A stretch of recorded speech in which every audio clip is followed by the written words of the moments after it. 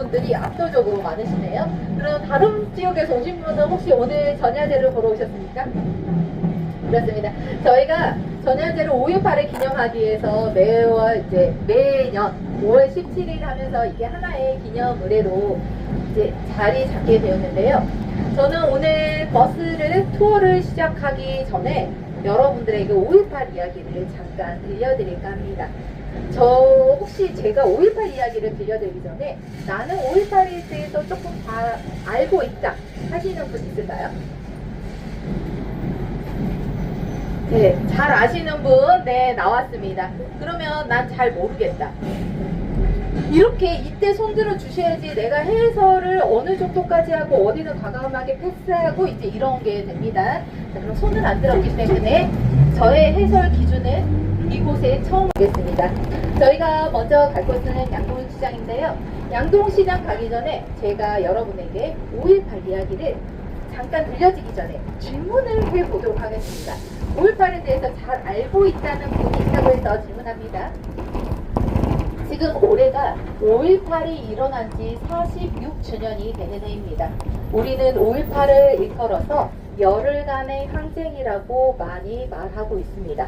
그러면 5.18 기간은 몇 년도 몇 월 며칠에 시작해서 몇 월 며칠에 끝이 났을까요? 1980년 5월 18일부터 1980년 5월 27일까지. 와우, 박수! 제가 왜 이 질문을 먼저 시작했냐면요. 나 5.18에 대해서 잘 알고 있어. 우리 열흘간의 항쟁이야. 그래서 자, 그러면 기간이 언제일까요? 했을 때 사람들이 가장 많이 말하는 게 5월 17일이었습니다. 그래서 한번 물어본 거고요. 우리가 1980년 5월 18일부터 5월 27일까지 열흘간의 항쟁을 우리는 5.18이라고 부르고 있습니다. 하지만 이 열흘간의 이야기가 46년이 지난 지금까지 민주주의와 어떻게 연결되어서 지금까지 이야기해 오는지 여러분과 이야기해 볼까 합니다. 그러면 열흘간의 항쟁에 무슨 일이 있었는지 잠깐 설명해 주실 수 있나요? 네, 너무 무리예요? 네, 알겠어요. 죄송해요. 제가 너무 부담스러운 부탁을 했군요. 우리가 손가락을 세서 보면요. 저는 5.18 열흘간의 이전에 5.18이 그냥 일어난 건 아니고 분명히 역사적 배경이 있습니다. 우리가 60년대, 70년대 그때를 어떤 시대라고 하는지 다 기억하시나요? 우리가 교과서에서 많이 배웠습니다. 그 시대는 바로 독재 시대였고요. 독재 시대에는 우리가 우리 의견을 제대로 말할 수도 없었고 음악이나 도서 그리고 심지어는 학교에서도 기미 몇 센치라든가 두발도 마음대로 할 수 없었고 책이나 음악도 마음대로 할 수 없었던 시대가 바로 독재 시대였다고 보면 됩니다. 그러다가 79년 10월 26일 날 여러분 혹시 남산의 부장들 영화 보셨나요? 이게 바로 11.6의 이야기가 나오잖아요. 그때 박정희가 사망하게 됩니다. 이 박정희가 사망하자 그때 이제 대한민국 국민들은 우리나라에도 드디어 민주화가 오겠구나 하는 그런 열망이 있었고요. 80년권을 우리는 민주화의 봄, 서울의 봄이라는 이야기를 많이 합니다. 자, 그럼 가까이 오기 때문에 제가 열흘간의 항쟁은 양동시장 지나면서 해드리고요. 5.18 하면 혹시 생각나는 음식이 무엇입니까? 주먹밥. 또 오, 맞습니다. 이 주먹밥하고 관련된 곳이 바로 양동시장인데요. 우리는 양동시장에서 주먹밥을 만든 상인들이 있었다 하면서 양동시장은 5.18 사적지로 지정이 되어 있고요. 그 앞에 가면 손 모양으로 해서 주먹밥의 모형을 조형물을 볼 수 있습니다. 하지만 주먹밥은 이 양동시장에서만 만들었던 것은 아닙니다. 이곳 가까운 곳 대인시장이나 정말 거리에 걸고 풍양동, 산수동, 광주 전역에서 누구나 거리에 섰을 거고 나눴던 게 바로 주먹밥이라고 보면 될 것 같습니다. 어떤 분은 진짜 집에서 이렇게 같이 하지 않더라도요. 집에서 직접 밥을 해가지고 김밥 같은 거를 싸워가지고 나눴다는 말도 있습니다. 이 양동시장이 아무래도 그 당시에 광주 전남 쪽에서는 큰 시장이었기 때문에 상인들이나 시민들이 왕래가 잦은 곳이 바로 이곳이었다고 보면 됩니다. 그리고 여러분이 오시다시피 이곳이 시내에서도 멀지 않습니다. 그러면서 개헌군들이 젊은 사람들 때리고 잡아가고 이런 많은 모습을 보게 되고요. 이곳이 봉쇄당하고 먹을 게 좀 부족해지자 시장 상인들이 서로 돈을 걷고 하면서 밥을 쪄서 주먹밥을 만들고 주먹밥을 나눠주면서 이제 양동시장만 많이 부각되는데요. 제가 말씀드렸잖아요. 주먹밥은 이것뿐만 아니라 광주 전역에서도 같이 하는 사람들이 있었다 하면서 이 양동시장에서 어떤 이야기를 해드릴 거면은 우리가 양동시장이라는 게 이제 사람들이 많이 다니고 한다고 했잖아요. 그래서 막 잡혀가니까 학생들, 이 잡아간 학생들 풀어달라고 상인들이 항의 시를 하기도 했던 장소이기도 합니다. 양동시장 하면 여러분들은 혹시 뭐가 생각나세요? 양동이? 수일동이다. 맞습니다. 양동시장에서는 통닭이 또 유명한 것도 이곳이기도 합니다. 이 양동시장이 형성되기까지는 광주의 예전 역사하고도 관계가 깊긴 한데요. 오늘은 이제 저는 그것을 좀 패스하고요. 주먹밥 위에도 시장 상인들이 있었던 곳이고 시장이다 보니까 먹을 게 많잖아요. 그래서 이곳에서 상가 사람들이 시민들이나 사람들이 다니고 이 시민분들이 차량을 타고 가면 거기에다 음료수며 물이며 이런 거를 엄청 많이 올려줬다고 합니다. 그래서 증언에 의하면은 너무나 많은 음식을 줘가지고 오히려 다 못 먹을 정도의 음식이 있어가지고 이렇게 가다가 시민들이 보이면은 그걸 오히려 나눴다는 이런 이야기도 있습니다. 그래서 양동시장 이 조형물을 만들 때요. 분들도 있고 우리가 일명 노점상이라고 하는 분들도 있잖아요. 그래서 노점상 분들도 있어가지고 뭐 이게 누가 먼저 하고 누가 했는지보다 그때 상인들이 노점상과 정식으로 있던 가게의 사람들이 다 같이 이렇게 나눔을 장소가 이곳이었다고 보면 됩니다. 그래서 이 양동시장에서 주먹밥을 남기고 이게 대인시장으로 가고 보통 저녁에서 하는데요. 어떤 분들은 제가 이분은 좀 실명은 그렇고 그분이 일제강점기 시대 근로정신 때 갔다 오셨던 분이라고 합니다. 그래서 이제 여기가 시장이 크니까 시장을 보러 오셨는데 교원분이 젊은 사람들을 자꾸 잡아가는 걸 보니까 여기에 항의하다가 맞아가지고 상처를 입으셨다고 합니다. 그래서 이분은 5.18 민중묘지에 가도 보시가 있는데요. 우리 지금 지나가는 이곳이 다 양동시장이고요. 혹시 제가 말했던 주먹밥 조형물 혹시 보신 분? 제가 이야기하느라고 조형물을 볼 시간을 안 드렸군요. 네, 아주 죄송합니다. 그래서 조형물 개최 사적비가 있는데요. 우리 일단 올 때는 이쪽으로 안 오잖아요. 네, 그러면은 우리가 아쉽게 하나씩 놓치고 가는 이유는 뭘까요? 기억해뒀다가 다음에 또 오면 된다 하는 이야기가 되겠습니다. 그래서 양동시장에 우리가 주먹밥을 이끌어서 어떤 이야기를 많이 하냐면 우리가 공동체랑 나눔의 이야기를 많이 합니다. 우리가 5월 정신 하면서 나눔하고 공동체 이야기 하잖아요. 그럼 나눔하고 공동체에서 주먹밥 말고 헌혈 말고 또 어떤 이야기가 있을까요?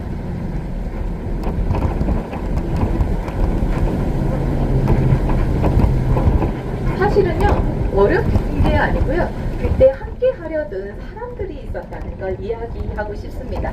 우리가 흔히 그냥 공동체 주먹밥으로만 표현이 하지만 누구든지 이 어려운 상황 속에서도 같이 하고자 하는 사람들이 있었는데요.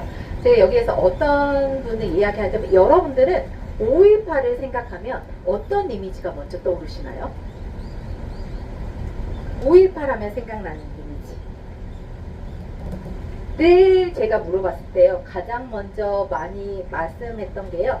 피나 헌혈 주먹밥보다는 총 그리고 우리 사람들 당하는 학살 이런 이야기를 많이 합니다. 저희가 양동시장을 오면서 공동체의 나눔에 대한 이야기를 했잖아요. 저희는 오늘 이곳을 다니면서 광주 시민들이 어떻게 함께했고 개최해 나가는지 이런 좀 더 희망적인 이야기를 해볼까 하면서 드디어 5.18 열흘간의 개요 이야기를 해드리도록 하겠습니다. 자, 11호 법정이 짓고 우리가 서울의 봄, 민주화의 봄까지 이야기했잖아요. 그리고 나서 지금 옛 전남도청의 앞에 보면은 분수대가 있습니다. 학생들이 14일에서 16일날 이곳 금남로에서 여러분이 출발하셨던 금남로에서 민족민주화 대성회를 열게 되는데요. 여기에서 16일 밤에 횃불 집회가 있게 됩니다. 이 횃불 집회에서요, 어떤 약속을 하나 하고 헤어지게 됩니다. 우리 무슨 일이 생기면 각 학교 정문에서 10시에 만나다. 그것도 여의치 않으면 12시에 도청으로 만나자 하는 약속을 하고 헤어졌는데 17일날 24시를 기해서 제주도를 포함한 전국에 비상계엄령이 내려지게 됩니다. 그래서 비상계엄령이 내려지고 대학교에는 휴교령이 내려집니다. 중고등학교는 조금 더 뒤에 휴교령이 내려지거든요. 대학교에 휴교령이 내려지면서 광주뿐만 아니라 전국에 있는 주요 대학이 휴교령이 내려지고 개헌군들이 바로 그 대학에 있게 됩니다. 그래서 5월 16일의 약속을 기억하는 학생들, 그리고 학교니까 공부를 하러 가는 학생들, 그런 학생들이 전대로 가게 되고요. 전대에는 이미 개헌군이 들어와 있었기 때문에 학교를 들어오지 못하게 하는 개헌군, 학교를 들어가는 학생들 간의 충돌로 시작해서 우리가 5.18이 시작이 됩니다. 이 학생들은 그곳에서 충돌해서 처음에는 노래와 구호로서 항의를 합니다. 하지만 개헌군들이 폭력을 행사했기 때문에 이 학생들도 주변에 있는 돌 같은 거를 가져와가지고 돌을 던지면서 항의를 합니다. 그러다가 이걸 사람들에게 좀 더 시민들에게 알려야겠다 생각하고 바로 광주역 시외버스 공영터미널을 지나서 금남동까지 오게 됩니다. 그리고 나서 처음에는 학생들부터 시작을 했지만 이것을 본 시민들이 이러다가 광주의 젊은 사람들이 너무 맞고 잡혀간대, 이러면 안 되겠네 하면서 시민들이 함께 하게 되고요.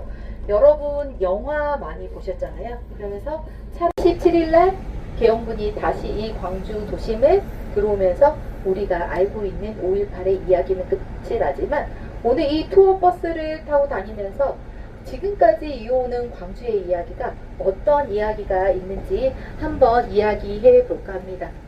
우리가 지금 양동시장을 지나서 우리는 농성광장으로 가고 있습니다. 이 농성광장은 어떤 곳이었냐면요. 이 농성광장이 광주공항으로도 가고 옛 상무대로도 가는 다 이렇게 교통이 통하는 길이었습니다. 하지만 이 길이요, 처음에는 개헌군들이 18일에서 한 21일 이 앞 정도까지는 이곳을 엄격하게 통제하지는 않습니다. 그래서 시민들이 편안하게 왕래하던 곳이었다고 보면 됩니다. 그러다가 21일 집단 발포 이후에 개헌군이 도심을 벗어나서 광주 외곽으로 물러나게 되고요. 그때부터는 여기가 시민과 개헌군이 대치 장소였다고 보시면 될 것 같습니다. 저는 농성광장을 가면서요, 여러분에게 시민수습 대책위원이라고 불리던 분들의 죽음의 행진의 이야기를 잠깐 해드릴까 합니다. 시민수습 대책위원회는 어떻게 이제 생겨나냐면요, 집단 발포 이후에 도청을 비우고 개헌군이 외곽으로 물러났기 때문에 광주 지역의 이런 유명인사 유지들, 그리고 변호사, 종교인들이 함께 모여서 지금의 광주의 상황을 우리가 어떻게 평화롭게 해결할 수 있을까 나누면서 회의를 하게 됩니다. 그런 회의를 하는 와중에 26일날 개헌군이 다시 도심을 들어온다는 이야기를 듣게 됩니다. 그래서 우리가 총알바지로라도 등장하면서 옛 전남도청, 여러분이 출발했던 데가 금남도잖아요. 그곳에서부터 지금 가고 있는 이 농성광장까지 거의 4km가 되는 거리를 걸어서 행진을 하게 됩니다. 이곳에 와서 개헌군들과 대치를 하게 되는데요. 개헌군들은 이제 무기를 우리에게 다 회수해라. 그리고 시민수습 대책위 같은 경우에는 광주 이제 다시 도심을 들어오지 말고 원래 있던 대로 물러나라, 이런 식으로 협상을 하게 됩니다. 하지만 협상은 결렬이 됩니다. 그리고 다시 개헌군들이 일시 물러나기는 했지만 27일 새벽에 조탄 도청을 다시 들어오면서 이제 도청이 진압되고 5.18이 끝나게 되는 거죠. 그래서 농성광장은 지금 우리가 지나고 있잖아요. 지금 여러분한테는 왼편에 보이는 곳 바로 이곳이 농성광장이라고 보시는데요. 여러분 혹시 민주광장에 가면은 분수대 말고 또 다른 어떤 시계탑 혹시 보신 분 있을까요? 거기에 가면은 시계탑이 있는데요. 시계탑은 80년대도 그 자리에 있었습니다. 그러다가 그 시계탑이 80년 중반에 어떠한 기사가 나옵니다.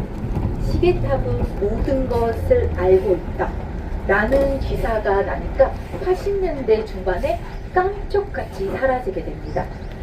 그 시계탑이 발견된 곳이 여러분이 방금 보았던 농성광장 농성역의 한편에 있었던 겁니다. 원형 그대로 있던 거는 아니고요.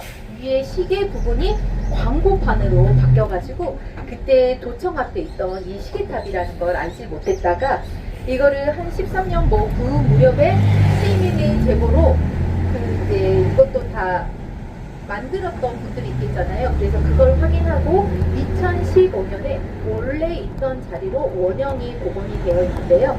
우리가 오후 5시 18분이 되면은 그때 그 모습으로 원형 복원된 시계탑에서는 님을 위한 행진곡이라는 오르골 노래가 흘러나오게 됩니다. 그리고 우리가 농성광장을 지나잖아요. 근데 여기가 주요 요충지라고 했잖아요. 지금 우리는 어디로 갈 거냐면요. 505 구안거대랑 국군 광주통합병원 쪽으로 가게 됩니다. 그래서 이 농성광장을 중심으로 이렇게 가면은 주요 이제 군부대나 이 관련지가 있었고 저쪽으로 가면은 뭐 공항 가는 길 그래서 보통의 요충지라고 보시면 될 것 같습니다. 저희가 지금 가는 곳은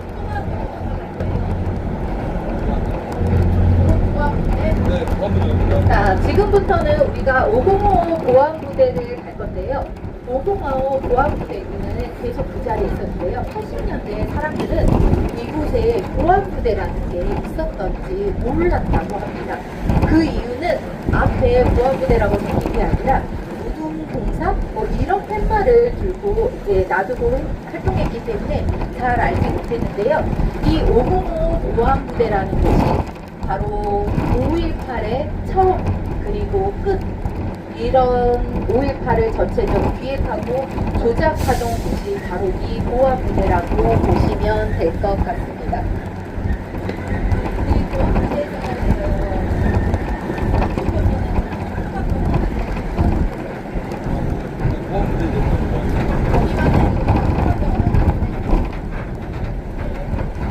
그래서 우리가 505 보안부대에서는요, 여러분이 버스에서 잠깐 내려서 그곳이 지금 일부 역사공원으로 조성되어 있기 때문에 그 공원을 함께 보셔도 될 것 같습니다.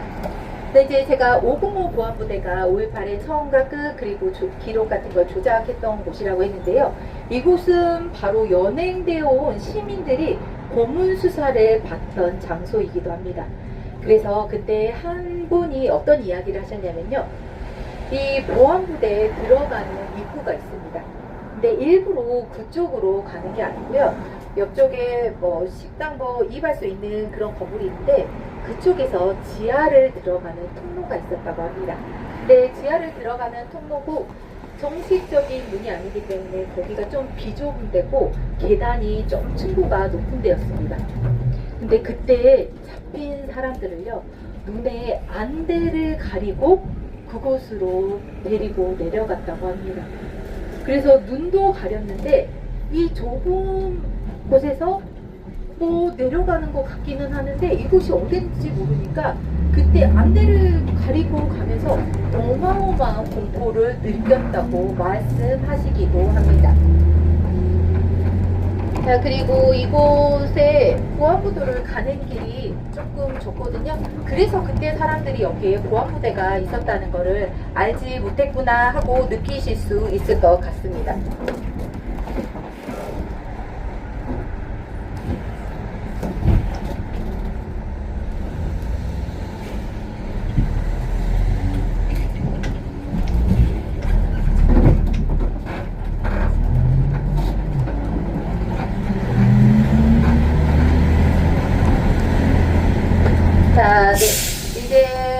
내릴 준비하시고요. 저희가 이 버스는 다시 기록관까지 간대 탈 거기 때문에 무거운 짐은 다 두시고 몸만 가볍게 빠르게 내렸다가 보고 다시 탑승하도록 하겠습니다.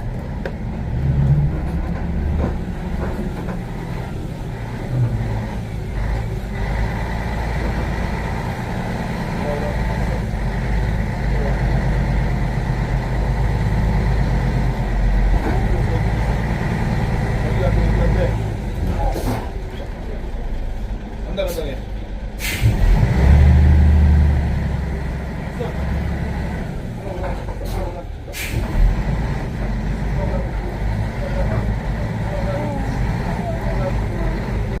이곳에서 이제 고문과 수사를 당하면은 아무래도 일반 병원으로 보낼 수가 없잖아요. 그래서 바로 국군 통합병원으로 가게 됩니다. 그런데 그 국군 통합병원에는요, 병실 끝쪽에 치료실이 따로 또 있었다고 합니다. 그래서 병원에서 치료를 받으면서 조사도 이루어졌다고 합니다. 그래서 여기가 국군 광주 통합병원이다 보니까 아무래도 산소통이나 이런 게 많이 있잖아요. 그리고 전대병원이나 뭐 이런 기독병원에서 21일 이후에 많이 수술을 해야 될 일이 생기는데 너무 많은 환자들이 들어오다 보니까 산소통이 모자랐다고 합니다. 그 산소통을 구하기 위해서 시민들이 온 곳이 바로 이 국군 광주 통합병원입니다. 그래서 이 통합병원에서는요, 기꺼이 그 수술을 위해서 산소통을 내어주었어요. 그래서 전대병원이나 기독병원으로 그 산소통이 전달되고 수술이 이제 이루어질 수 있었던 곳이죠. 그래서 이 이제 고문받고 수술을 받는 곳이지만 그래도 병원이니까 아무래도 다른 곳보다는 좀 나지 않겠습니까? 그래서 일부러 의료진의 증언에 의하면요, 교직 검사 이렇게 보고를 해가지고 이 사람이 원래는 다 나았지만 조금 더 병원에 있게끔 할 수 있는 그런 보고 문건을 만들기도 했다고 합니다. 근데 이런 이야기가 개헌부들이 보니까 이곳을 개헌부들 손 안에 수중에 넣기 위해서 이것을 확보하기 위해서 개헌부들이 5월 22일 날 이후에 이곳을 오게 되는데요. 그때 시위대와 마주치게 됩니다. 그러면서 교전이 일어나면서요, 이곳을 확보하기 위해서 주변 민가에 총격을 가하게 됩니다. 이때 주변 민가에 총격을 가하다 보니까 이 주변에 있던 일반인분들이 사망하시는 경우도 생겼는데요. 그 중에 한 분이 바로 이민실이라는 분이셨습니다. 이분은 원래 집이 나주였는데요. 손자들이 학교가 아닙니다. 그 손자들을 돌보기 위해서 광주에 있었습니다. 그러다가 거기가 뭐 1, 2층 집이고 뭐 세방 사는 사람들도 있고 있겠잖아요. 그래서 그 사람들과 모여서 자기 집 안방에서 광주의 상황을 이야기하고 있었습니다. 그런데 그때 바깥을 통해서 창에서 총알이 날라옵니다. 그래서 그분은 자기 집에서 총을 맞고 사망을 하게 됩니다.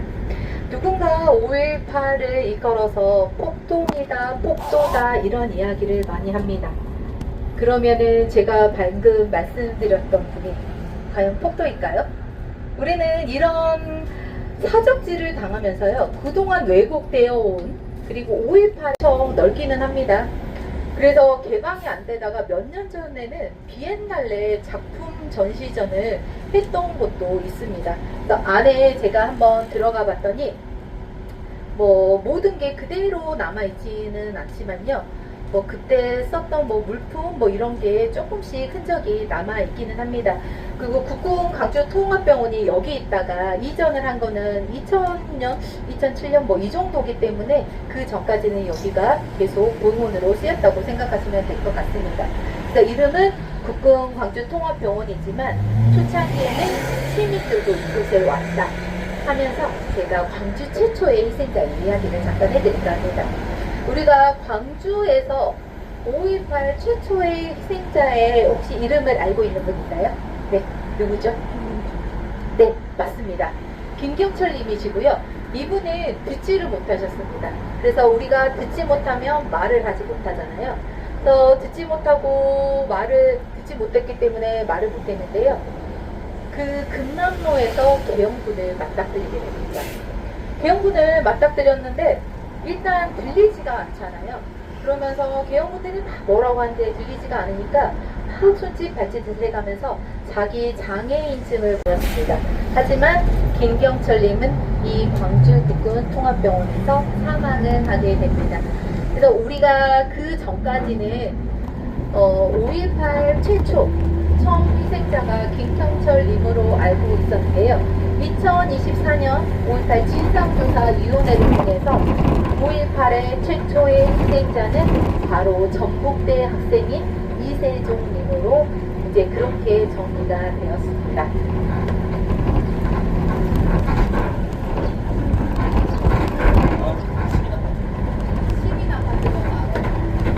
자, 그러면 우리 5.18 하면은 유인물 이야기 하잖아요. 혹시 가장 기억나는 유인물 뭐가 있을까요? 네, 투사해보가 있습니다. 그 당시에는요, 5.18 당시에는 신문이 제대로 발간되지 않았다고 보시면 될 것 같습니다. 그 당시에는 광주의 언론사가 전남일보, 전남매일일보 두 곳이 있었습니다. 하지만 언론 보도 검열로 인해서 본인들이 광주를 다니면서 보았던 이야기를 기사로 실지 못해서요. 전남매일의 젊은 기자들은요. 5월 20날 집단 사직서를 내기도 합니다. 이때 바로 언론에 대안이 되어 주었던 게 투사해보입니다. 투사해보는 처음부터 있었던 건 아니고 원래 각기 따르게 이렇게 전단지들이 나오다가 그게 이제 뭉쳐져서 투사해보가 되고요. 투사해보는 구호부터는 이름이 민주해보라고 조금 바뀌게 됐는데요. 이 투사해보에는 어떤 내용이 담겨 있었냐면요. 지금의 광주 상황이 어떤지, 그래서 우리가 어떻게 이 상황을 해결해 나가야 되는지 이런 이야기가 있는데요. 어떤 투사해보는 이런 이야기가 있습니다. 우리들의 행동 강령이라는 게 있습니다. 그래서 번호대로 쭉 하다 보면 우리가 시민군이 언제부터 시민군이 불리우고 나오게 됐을까 했을 때 5월 21일 이야기를 했을 때요. 이 무기는 들지만 누구나 무기를 들면 위험하잖아요. 그래서 거기 행동 강령에 보면 중고등학생들은 총을 들지 못하게 하고요. 5번째 보면은 계엄군이 우리에게 총을 쏘지 않는다. 우리가 먼저 총을 쏘지 않는다. 그런 내용이 있습니다. 이런 투사해보를 이제 적었던 글씨가 있잖아요. 여러분 혹시 집에 가가지고 투사해보체를 찾아보면요. 그 투사해보체라는 글씨가 나오는데요. 그게 바로 둘불야학의 특별 강학이었던 한 분의 박용준님의 글씨체이기도 합니다. 이 박용준님은 여러분 제가 소년이 온다고 조금 연관해서 말을 해보면요.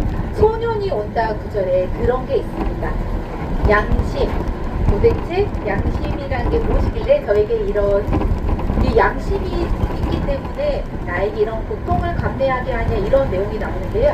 이게 바로 박용준님의 마지막 일기에서 가져온 내용이라고 보시면 될 것 같습니다. 제가 이 이야기를 하면서 들풀야학을 얘기했습니다. 지금은 우리가 야학이 없지만요. 1980년대만 하더라도 지금 상상하기가 힘들지만 모두 학교를 다니고 싶다고 학교를 다닐 수 있을 때가 아니었습니다. 그래서 집안을 위해서 뒷바라지를 위해서 학교를 다니지 못하고 바로 공장으로 일터로 나간 분들이 있습니다. 그분들을 위한 노동야학이 바로 들풀야학이었고요. 들풀야학은 1978년에 만들어집니다. 그때 전대에 다녔던 박기숙과 그 아는 분들에 의해서 들풀야학이 만들어지게 되는데요. 이 박기수님은 들풀야학을 만들고 나서 그해 12월에 안타깝게 연탄가스 중독으로 사망하게 됩니다. 그리고 이 들풀야학에서는요, 선생님과 학생들을 학생이라고 부르지 않았다고 합니다. 강학과 학강이라는 표현을 불렀는데요. 내가 가르치면서 배우고 배우면서 가르친다 하면서 학강이랑 강학이랑 표현을 많이 썼다고 하는데요. 그때 박용준님, 시민군의 대변인이었던 윤상원님, 김영철님, 이분들이 다 듣불야학에 이제 특별히 활동하셨던 분들인데요. 처음에 투사해보가 나올 때 바로 이 들불야학팀이 중심이 되어서 투사해보가 만들어지게 됩니다. 그래서 들불야학팀이 처음에 이제 이 투사해보를 만들었기 때문에요. 투사해보의 초판은 이쪽 들불야학이 있는 데서 만들어지다가 중간부터는 도심에 있는 YWCA로 옮겨가서 그때부터는 투사해보가 중간부터는 그곳에서 만들어지기도 합니다. 그래서 들불야학 같은 경우는 광청동 송당에요. 한쪽 교리실에서 이 야학이 시작이 됩니다. 그러다 교리실에서 야학을 시작했는데 점점 많은 학생들이 생기자 바로 그 옆에 있는 시민 아파트의 한 켠을 빌려서 거기에서 들불야학이 계속 이어지게 됩니다. 하지만 안타깝게도 들불야학은 1981년에 문을 닫게 됩니다. 여러분이 간다면은 광천동 송당에서는 어떤 걸 볼 수 있냐면요. 우리가 야학은 그만뒀지만 거기가 계속 사용되던 공간이었지만 노후화되면서 철거되고 저희는 그때 들어가던 출입문 쪽만 만나보실 수가 있겠습니다. 그리고 광천동 시민 아파트 같은 경우에도 지금 철거 예정 지역으로 되어 있지만 그때 그 활동하셨던 분들도 있고요. 그 시민 아파트에 살던 분들이 있습니다. 바로 윤상호님도 이곳에서 학생들과 같이 한다고 하면서 시민 아파트에서 살았었고요. 박용준님, 김용철님도 그곳에 살았었기 때문에 한번 같이 보시고요. 이 한동은 고전 예전 중에 있습니다. 자, 지나오면서 혹시 보셨나요? 자, 저희가 내려와서 이번에는 광정동 성당을 한번 직접 보고 장이라고 보시면 될 것 같습니다. 이 무등경기장에서는 차량 시위와 관련이 되어 있는데요. 우리가 5월 20날에 차량 시위를 좀 크게 보는 것도 있고요. 우리가 지금도 5월 20날이 되면 민주기사의 날로 기념을 하고 있습니다. 이 차량 시위는 지금은 SNS, 휴대폰이 잘 발달되어 있지만 당시에는 그런 게 발달되어지 않은 상태에서 누가 광주의 상황을 가장 많이 목격하고 잘 보았을까요?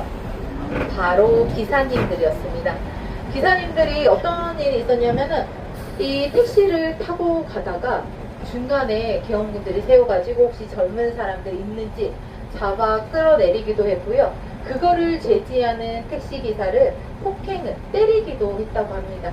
그래서 기사들이 시내를 곳곳 광주 전역을 다니면서 보았던 이야기, 그리고 이런 이야기가 기사들 사이에서 이제 같이 이야기가 되게 됩니다. 그래서 그러면 우리가 뭔가를 해야겠다 하면서 모였던 장소가 우리가 지금 가는 바로 무등 경기장입니다. 그래서 이 무등 경기장에 처음에 한 100여 대의 택시가 모였다고 합니다. 이곳에서 금남로로 진출을 하는데요. 그냥 가지 않고 클락션을 울리고 경적을 울리고 전조등은 불을 켜면서 금남로로 진출을 하는데요. 진출 방향은 한 방향으로만 갔던 게 아니라 무등경기장에서 금남로로 바로 가는 거, 광주역 통해서 가는 그 길로에서 이제 금남로로 만나게 되는데요. 금남로에 갔을 때는 택시뿐만 아니라 택시, 트럭도 함께 했고요. 택시 200여 대가 함께 했었다고 합니다. 저는 여기에서 그때 우리는 지금 가볍게 택시 운전사, 택시 기사라고 하지만요. 80년 당시에 택시는 이분들에게는 생활 수단이었다고 볼 수 있습니다. 이걸로 밥벌이를 해서 한 집안을 챙기는 이제 가장의 역할을 했던, 그리고 돈벌이 수단이 됐던 그 택시도 아까워하지 않고 이런 차량 시위를 하는데요. 그 당시에 광주 시민들이 열심히 싸우긴 하지만 우리가 들었던 거는요, 옆에 정말 깨진 고소블럭이나 돌덩이, 강모 이런 거였고 주변에서 가족 보였다면, 이에 대비해서 개헌군들이 들었던 무기는 총에 꽂힌 대검, 그리고 총, 이런 게 바로 무기였습니다. 그래도 열심히 저항을 하고 있는 이 와중에 택시와 버스, 트럭들이 전조등을 켜고 경적을 울리면서 오자 거기에 더 많은 힘을 얻었다고 합니다. 그래서 차량 시위가 있던 그날 밤, 이튿날에는요, 병분들이 있던 곳이면은, 시민들이 어디나 병분들이 있는 곳에 가서 격렬하게 시위를 벌이기도 했습니다. 그러면서 우리가 집단 발포 이야기를 하면, 옛 전남도청 앞에 집단 발포 이야기를 하지만요, 거기에 그 이전에 격렬하게 시위하는 와중에 5월 20날 광주역에서의 집단 발포도 있기도 합니다. 그래서 그 광주역에서 집단 발포를 하고 21일 날 새벽에 시신을 발견했기 때문에 그 시신을 이제 그때 광주역이다 보니까 수레가 있겠잖아요. 수레에 시신 두구를 싣고 금남로로 행진하게 되고요. 그 행진을 하고 금남 전입빌딩 쪽 카톨릭, 지금 여러분이 출발했던 기록관 그 근처에 왔을 때는 이미 도청 앞쪽에 사람이 많았었다고 합니다. 그래서 지금 요 부분은 왼쪽이죠? 여러분 편에서는 보이는 곳이 바로 기아 챔피언스 필드, 이곳이 옛 무등 경기장이 있었던 곳이었다고 보면 될 것 같습니다. 이곳은 저희 처음 출발했던 기록관으로 가도록 하겠습니다. 혹시 기록관이 여러분 1980년에 어떤 건물이었는지 아십니까?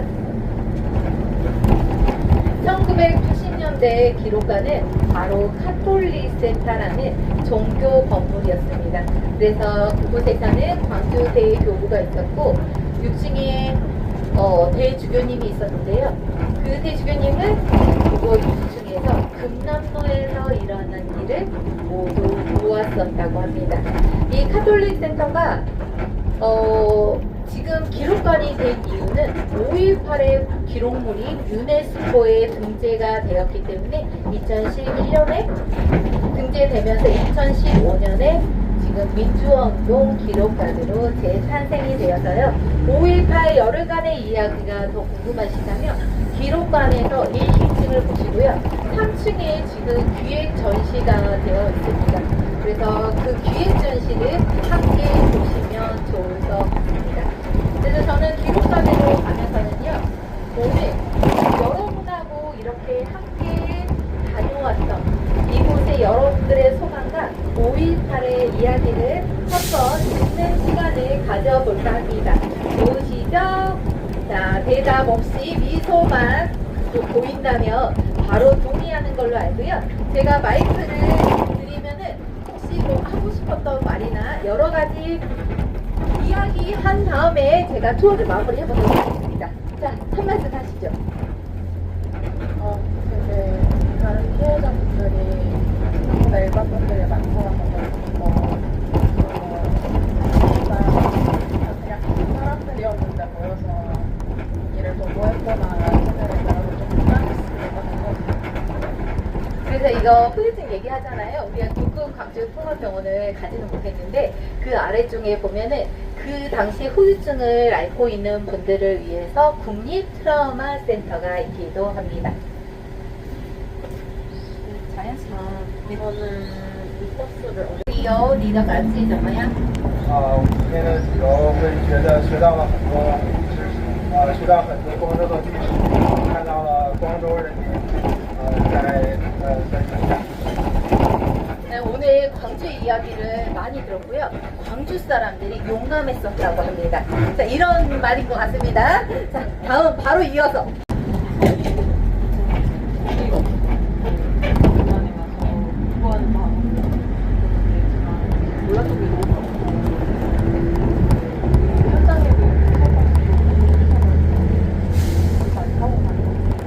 네, 감사합니다.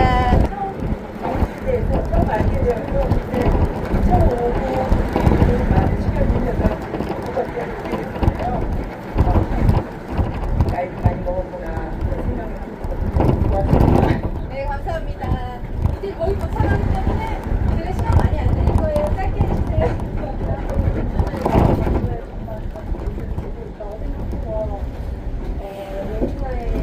앞으로 계속 많이 청소하고 주변에서 많이 알리고 싶고 광주 시민분들 많이 봤으면 좋겠습니다. 네, 감사합니다. 끝났구나.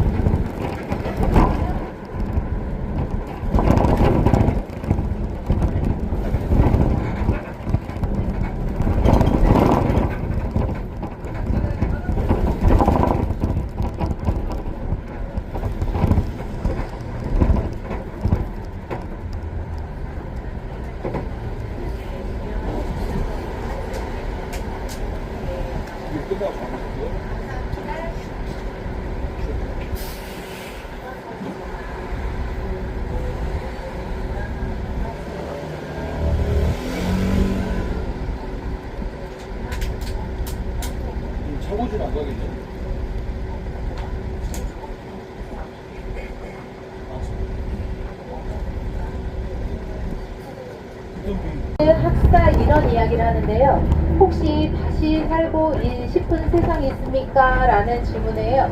5.18 때 직접 참여하셨던 분이 어떤 이야기를 하셨냐면요. 내가 죽기 전에 다시 살아보고 싶은 세상은 바로 5.18 그때야.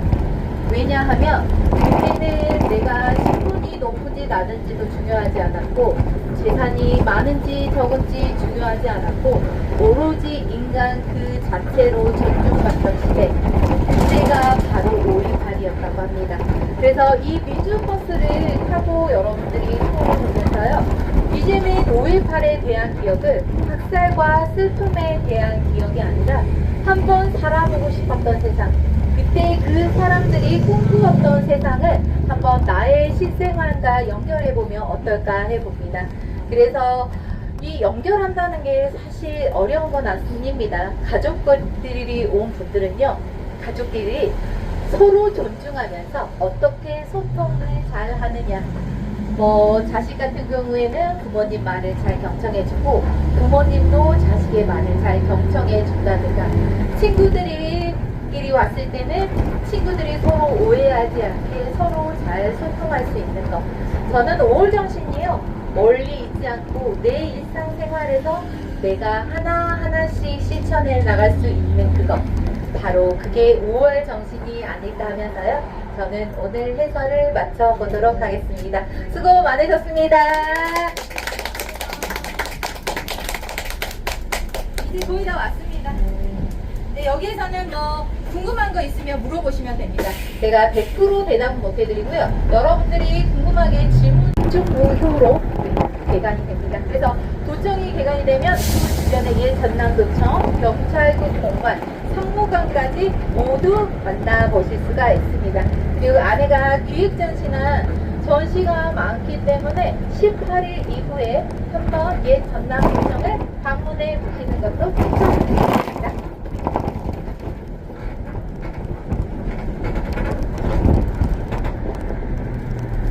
자, 여기가 금남로예요. 이 금남로 여기 5가부터 해가지고 저희가 기록관 가면요, 거기가 한 금남로 3가 정도 되거든요. 그리고 거기에서부터 옛 전남도청이 금남로 1가라고 보시면 됩니다. 이 금남로 1가는요, 이제 해설이 끝났으니까 제가 좀 TMI로 다른 이야기를 해드리자면, 이 금남로가 생겨난 게요, 바로 일제강점기 시대입니다. 일제강점기 시대 이전에는 충장로라는 그 거리가 더 많이 사용되던 곳이었는데요. 일본인들이 들어오면서 좀 더 편안하게 움직이고 하기 위해서 길을 만드는데요. 그 만들어진 길이 이 금남로고요. 이 금남로의 지금 이 너비는 바로 1960년대 후반에 금남로 확장 동사를 통해서 만들어진 길이 바로 이 길입니다. 네, 이제 교통 정체가 되기 때문에 여러분들한테 말씀드릴게요. 이곳이 금남로를 좀 더 사람들이 앞으로 더 많이 다니겠다 하면서 확장을 고려할 때 나름 그때 계산한 방식으로는 이 정도면 되겠다 하면서 넓혀놓은 거리였지만 지금과는 조금 맞지 않게 여기가 가장 정체가 많이 돼서 복잡한 것도 바로 이곳이라고 보면 될 것 같습니다. 우리가 5.18 이야기 들으러 왔는데 이런 좀 곁나간 이야기 제일 재밌잖아요. 그래서 금남로 이야기를 살짝 해드렸습니다. 그래서 오늘 다 전야제 참여하시나요? 자, 오늘 전야제가 있습니다. 이 전야제가 특별한 게요, 5.18 매년 전날이면 5.18 전야제를 했습니다. 근데 올해는 특별하게 또 민주시민축제 하면서 문화 난장하면서 이 전야제에 대한 논의가 있기도 했습니다. 시민축제를 하는데 전야제 했지만 계속 꾸준히 이어온 행사이기 때문에 올해도 전야제는 어김없이 이루어집니다. 그래서 혹시 시간이 되는 분들은요, 전야제를 보시고 광주에 오른 5.18과 함께 각종 행사와 이벤트들이 많이 있습니다. 그래서 관심 있게 보시면요, 기획 전시라던가 이런 게 많이 있기 때문에 한번 찾아서 불러보시는 것도 추천드리겠습니다.